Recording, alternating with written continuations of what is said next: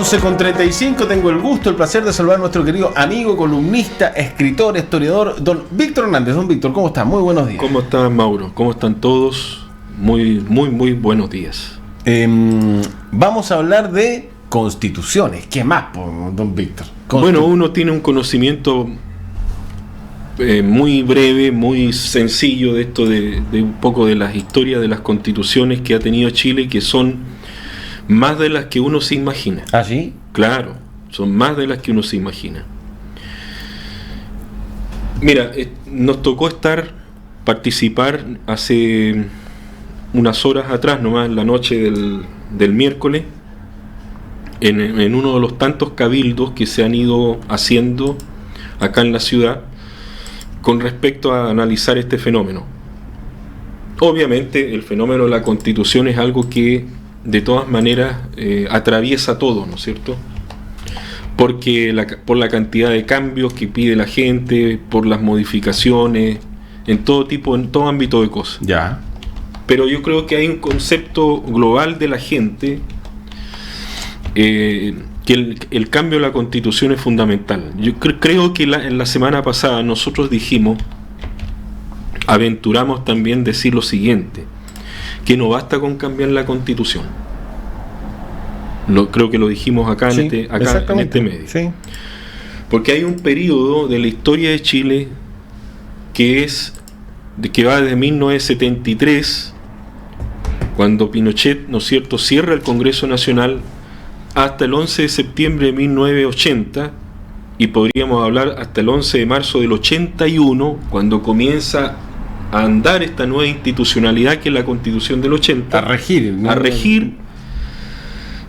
Son como 7 años y medio y fracción en que pasaron muchas cosas en Chile. Se decretaron leyes, decretos leyes y decretos con fuerza de ley que sustentaron al régimen, y que buena parte de las grandes medidas por las cuales la ciudadanía hoy día está en las calles reclamando, toda esa legislatura se creó precisamente durante ese periodo. Estamos hablando del plan laboral, de las AFP, de las ISAPRE, de la educación privada, el traspaso de educación municipal a los municipios versus esto de los colegios particulares pagados, particulares subvencionados, okay.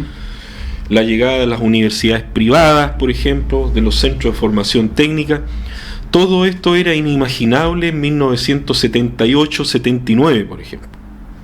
Y desde 1980-81 todo cambió. Entonces hay un periodo entre el 73, 79, 80 en que hay como una nebulosa histórica, ya, en que si tú ahora te propones, como hemos visto que ya habría un acuerdo político, ¿no es cierto?, para cambiar o modificar sustancialmente la Constitución, que en abril del próximo año habría un plebiscito, sí, ¿verdad?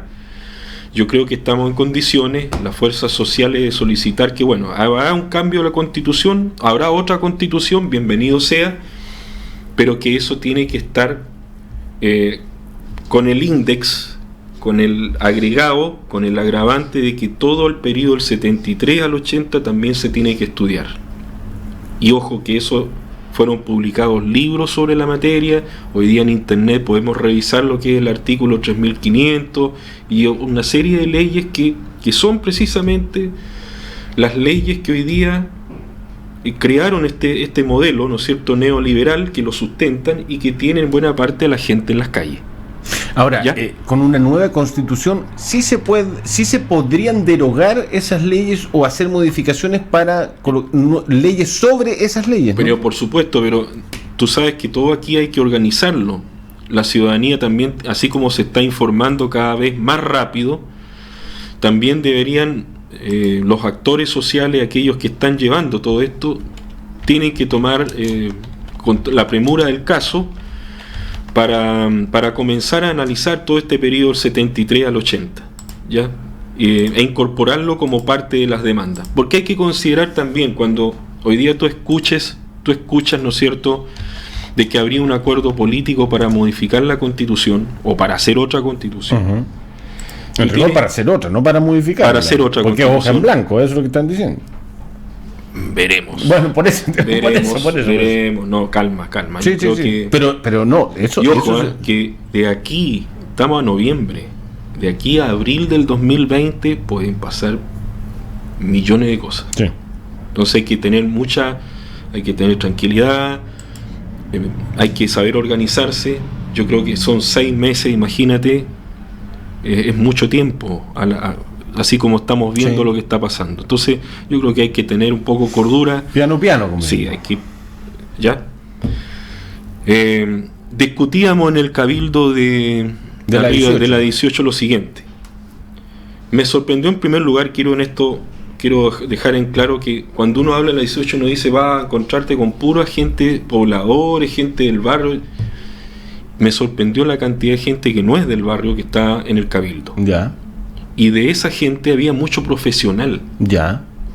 Eso es muy bueno. Gente incluso de buena situación, uno dice gente de buena situación económica que no tendrían por qué estar protestando, porque en esta mentalidad que es todo blanco o negro, tú piensas de que esto solamente sale aquí a la calle la gente que tiene problemas, que están endeudados, que tienen esto. Pero cuando te encuentras con que hay abogados, con que hay médicos, con que hay ingenieros también, entonces te sorprende y te das cuenta de que La transversalidad del asunto. Sí. ¿Ya? Me sorprendió también encontrarme con gente que en teoría está en función o tienen cargos en función de que han sido nombrados por este régimen, por este gobierno. Entonces también uno los ve que están en las movilizaciones o que están dentro de este petitorio o de pliego de peticiones. Entonces también te ha sorprendido. Una de las cosas que consideramos lo siguiente: hoy día de cada 3 chilenos que existen o que están inscritos para votar, vota 1 y el resto, los otros 2 no votan, ¿no es cierto? Uh-huh. Pero esos 2 que no votan son los que están hoy día en la calle. Sí, es un temazo. Ese es el punto de fondo. ¿Ya? Entonces, en base a eso, empezamos a hacer todo un análisis, una descomposición de esto. ¿Ya? Entonces, no vaya a ser de que lo que estamos escuchando es precisamente hacer una constitución en función de aquellos que votan. Sabemos que 1/3 del electorado vamos a hacer esta constitución, vamos a hacer un parche por aquí, por acá, y acá se desprende otra idea general, global, que es la siguiente: de todas las constituciones que ha tenido Chile, siempre ha sido una élite. Han sido 4, 5, 6 personas encerradas en una oficina, como estamos acá, en un set de televisión, que se les ocurre, ¿no es cierto?, vamos a hacer esto. ¿Ah? Total, mira, nosotros sabemos que acá hay una agenda, nosotros más o menos captamos de que la ciudadanía está pidiendo estas cosas, a ver, pero tenemos que parar esto. Esto tiene que volver a la normalidad. Vulgarmente se llama cocina. Tenemos que, porque esto ya no puede seguir así. Entonces ya nos dimos cuenta que acá el problema mayor, todos están pidiendo una constitución nueva, ¿verdad? Démonos un plazo, 1 año, sabemos que 1 año es muchísimo tiempo, ya, tenemos que hacerlo antes. Pero tiene que ser así como un maquillaje, ¿no es cierto? Sabemos que no vamos a poder resolver todo esto, que aquí, que allá, pero tenemos que tener una constitución nueva. Y eso va a significar parar el asunto, parar las movilizaciones durante un tiempo. Pero si tú vas para atrás y haces un estudio así muy, muy simple de lo que han sido, cómo han surgido las constituciones en la historia de Chile, ¿Ya? te das cuenta que todas se han hecho en distintos periodos de la historia de Chile en función de ese mismo criterio. Hay 2 o 3 o 4 personajes que son como los iluminados del momento, una élite, ¿no es cierto?, que puede estar en el Parlamento, puede estar en el gobierno, puede estar afuera, o asesores, ¿no es cierto?, que de repente dicen, ya, ¿saben qué? Frente a esto, vamos a hacer este mecanismo legal, esta constitución, y esto va a servir para ordenar la cosa y avanzar. 1812, José Miguel Carrera, que crea el reglamento constitucional de 1812. Lo tratamos arriba en la 18, y hay muchas cosas, mira, sumamente interesantes dentro de ese reglamento.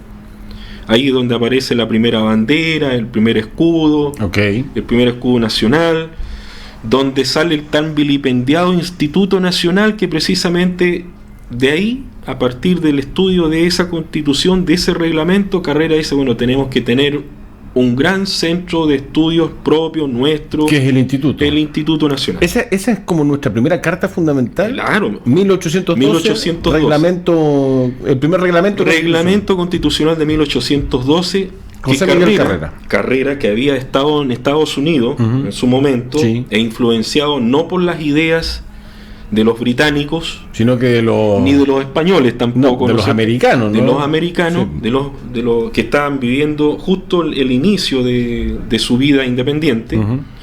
Carrera, que va a pedir plata allá a Estados Unidos, le pasan plata y le construyen una escuadra con marinos ingleses y franceses para venir a libertar Chile. Ese otro tema, la escuadra perdida de Carrera, que ellos siempre hemos dicho que es la primera escuadra nacional, ya, y que se la confiscaron en Buenos Aires a todo esto. Antes de llegar a Chile. Bueno, Carrera trae esas ideas de la independencia de Estados Unidos. Washington, John Adams, Benjamin Franklin, todos estos, los patriotas norteamericanos. Y establece este reglamento constitucional de 1812 que, bueno, resultado, la bandera, el escudo, el Instituto Nacional y una serie de medidas muy, muy interesantes en un reglamento de unos cuantos artículos, pero donde cada cosa era así. Y, por ejemplo, si tú eras autoridad, el mismo Carrera se somete al escrutinio del pueblo. Cada año, ¿no es cierto?, hay que rendir cuenta de la plata que entra y la plata que sale, por ejemplo. ¿Ya? Y hacerlo público.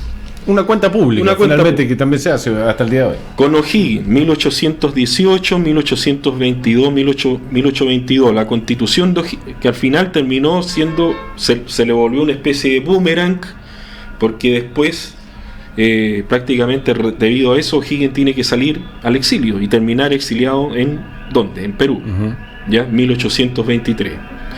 Después hay una Constitución moralista, 1828, que tampoco dura mucho, y Chile está viviendo un periodo de anarquía hasta que viene esta constitución fantástica de 1833, creada por don Diego Portales. Ya, la constitución de Portales. Portales.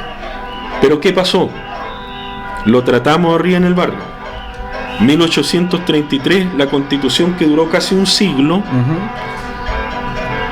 Hasta el 25, ¿no? Hasta el 25. Tú podías ser ciudadano chileno. ¿Ya? Pero para ser ciudadano chileno, tú tenías que tener propiedades.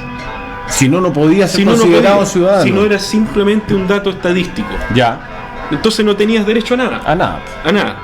Y durante 50 años la constitución del 33 funcionó maravillosamente, ¿no es cierto? Y tenemos los gobiernos autoritarios de Prieto, de Bulnes, de Montt, de Pérez. Imagínate. Pero Chile funcionaba así. Hasta 1871 aproximadamente. Reforma, ¿no? Hay una reforma. Aparecen los gobiernos de 5 años, del presidente Errázuriz Zañartu, de Pinto, de Santa María, y termina Balmaceda. Y después viene toda esta época del parlamentarismo después de la Guerra Civil. Llega 1920, llega don Arturo Alessandri al poder. Alessandri, que se daba cuenta que la constitución del 33 había sido sobrepasada, ¿no es cierto?, por este régimen parlamentario que le habían impuesto después de la derrota de Balmaceda. Él decía, yo no puedo gobernar así, pero se mantuvo hasta 4 o 5 años, hasta que de repente vino el llamado ruido de sables, que ojo, lo hacen los militares. Ya. En septiembre del año 24, pero no lo hacen contra Alessandri, sino que lo hacen los militares contra el Congreso. Ok, porque era un régimen parlamentarista. Y porque además ya en esa época los señores congresistas tenían una serie de prebendas y privilegios de carácter económico que no se justificaban. Hace 100 años. Hace 100 años atrás. Entonces Alessandri renuncia, pasa un tiempo y después los mismos militares lo van a buscar. Ya. Vuelve Alessandri y ahí aparece una figura llamada Asamblea Constituyente o Tribunal Constituyente, muy parecido a lo que se supone que puede ocurrir ahora, porque en ese periodo de enero del 25 hasta septiembre del 25 aparecen 3-4 personas, juristas, abogados, entre ellos don José Maza Fernández, que era senador precisamente por esta zona, la agrupación de Chiloé, Aysén y Magallanes, que se creó un poquito después, pero él ya era senador, que fue el principal redactor de la llamada Constitución del 25. ¿Ya? Entonces sí, hubo un mecanismo tipo asamblea constituyente, pero que fue solamente entre comillas, porque en la práctica se juntaron 3-4 señores en una oficina y redactaron la Constitución del 25, que terminó con el parlamentarismo en Chile, ¿no es cierto? Pero significó eso, significó de que tuviera una nueva Constitución del 25 hasta 1973, que rigió, como te decía, hasta el golpe de Estado del 11 de septiembre del 73. Ahora, esto es interesante también porque esa Constitución, mucha gente cree que rigió hasta el año 80. No es así. Y por eso que hay que revisar ese interregno, ese vacío de poder que existió entre el 73 y el 80, en que la dictadura se basó para gobernar y para justificar todo lo lamentable que ocurrió, sobre todo en derechos humanos, bandos, cuando decretaban el bando número 1, señor tanto, señora tanta, tiene que presentarse en el regimiento tanto. O sea, en rigor, Víctor... Bandos, leyes, decretos leyes y decretos con fuerza de ley. Exactamente, y lo empezamos a decir el viernes pasado, me acuerdo perfecto. En rigor, Víctor, la Constitución del año 1925 rige hasta el 73, entonces. Hasta el 18 de septiembre del 73, cuando Pinochet cerró el Congreso Nacional. Y desde el 73 a la promulgación de la Constitución del 80 fueron bandos, decretos, leyes y decretos con fuerza de ley. Por ejemplo, el Colegio de Profesores, hoy día, mira, escribimos sobre esto. Los profesores reclaman, a ver, si nosotros tuvimos, los profesores antiguos dicen, a mí no me interpreta que el 16 de octubre se celebre el Día del Profesor, porque ese es el día en que se funda el Colegio de Profesores de Chile, un año después de haberse dado el golpe de Estado, y tenemos más de 100 profesores que fueron, hasta el día de hoy, están como detenidos, desaparecidos. Entonces muchos profesores reniegan del 16 de octubre como Día del Profesor. ¿Te fijas? Entonces tú me vas a preguntar, ¿y por qué se creó eso? Porque hubo un decreto con fuerza de ley que lo creó, que lo creó en la época de Pinochet. Y donde hubo ideólogos, donde hubo pensadores, donde hubo abogados, donde hubo gente, ¿no es cierto?, que dijo, bueno, esto hay que darle una institucionalidad para que esta cosa oscura, que fueron esos años, de algún modo esto tiene que funcionar. Ya, ahora, Chile ha tenido muchas o pocas constituciones respecto de otros países, Víctor, claro. Y lo otro, no siempre se hacen todas las constituciones en todos los países por una mini elite, sino que hay países como por ejemplo Colombia, Suiza, Italia, etcétera, donde han habido asambleas constituyentes. Pero veamos el caso. Yo te voy a decir lo siguiente, a preguntarle acá a la gente o a ti mismo. Yo creo que los que nos están sintonizando deben perfectamente coincidir con lo que vamos a plantear. Paralelo a cómo se está desarrollando este gran estallido social de Chile, que continúa, ¿no es cierto? Sí. Se va a cumplir un mes y el estallido sigue, la gente sigue en las calles. Entre medio, Bolivia tenía una elección presidencial. ¿Sí o no? ¿Alguien se habría imaginado hace 10 días atrás que Evo Morales iba a salir del poder? No, de la forma como salió. Difícil era. Nadie se habría imaginado lo que pasó en Bolivia. Y con todos los cambios que tuvo Bolivia con estos 14 años de Evo Morales, que curiosamente todos los indicadores de derecha y de izquierda coinciden en que Evo Morales hizo un gobierno donde los resultados económicos de Bolivia superaron con creces a los gobiernos anteriores. Esto es lo interesante. Ahora, no olvidar que Evo Morales va a una elección y logra un 47, tanto % del electorado. Esto es independiente de que días después, ¿no es cierto?, se haya descubierto de que él intentó hacer un fraude. ¿Qué es lo que descubre la OEA? Descubre la OEA y todo lo que pasa después. Pero entender lo siguiente, o sea, comprender, un presidente que tiene casi la mitad del electorado, tiene que escapar al exilio, porque hasta lo podían haber matado, imagínate. Y aquí es donde entra a tallar el tema histórico. Si yo te dijera que en Bolivia han sido asesinados 7 presidentes. ¿7 presidentes? 7.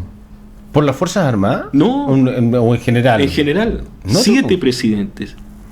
Desde la época que se crea la República de Bolivia, no de ahora. Bolivia ha tenido 7 presidentes asesinados. Entonces, tú me hablabas de Colombia, me hablabas de otros países, Sí. ¿no es cierto? Bueno, imagínate, Bolivia 7 presidentes. Hace poco teníamos Ecuador. En Ecuador han sido asesinados 4 presidentes. No es poco. No es poco, ¿no es cierto? No, pero el dato de Bolivia de 7 presidentes no lo... Ya pues. El de Ecuador sí lo tenía claro. Hubo un presidente que el pueblo lo linchó y lo colgó a un balcón en los años 50. ¿En el Palacio Quemado? En el Palacio Quemado. Qué buena historia, la voy a buscar. Ya. ¿Cuánto se demora una constitución en hacerse? ¿Están bien estos plazos que se están poniendo? 9 meses, con 3 meses más de... Bueno, la constitución del 25 demoró 9 meses, menos, Eso es menos. 6 meses. Sí, 6. dicen que son de entre 10 y 13 meses, Sí. pero algunos se pueden demorar menos. La constitución del 80 se dice que se demoró mucho más. Mucha gente a través de redes sociales. En teoría estamos teniendo algunos problemas, pero no tengo claro. Me parece que ahí lo estamos viendo en pantalla, ¿no? Pero se están haciendo los trabajos correspondientes, me imagino yo. No es un tema nuestro, pero nos estamos viendo, o sea, nos estamos escuchando. En claro creo que sí está todo bien y en la abierta igual. Pero estamos en el streaming y mucha gente conectado. Víctor, un gustazo como todos los viernes. Mañana, ojo con la cultura. Ojo con la cultura. Ojo con la cultura. Sí. Un abrazo. Un Nos vemos abrazo. el otro viernes. Nos vemos. Deme 30 segundos y ya me despido.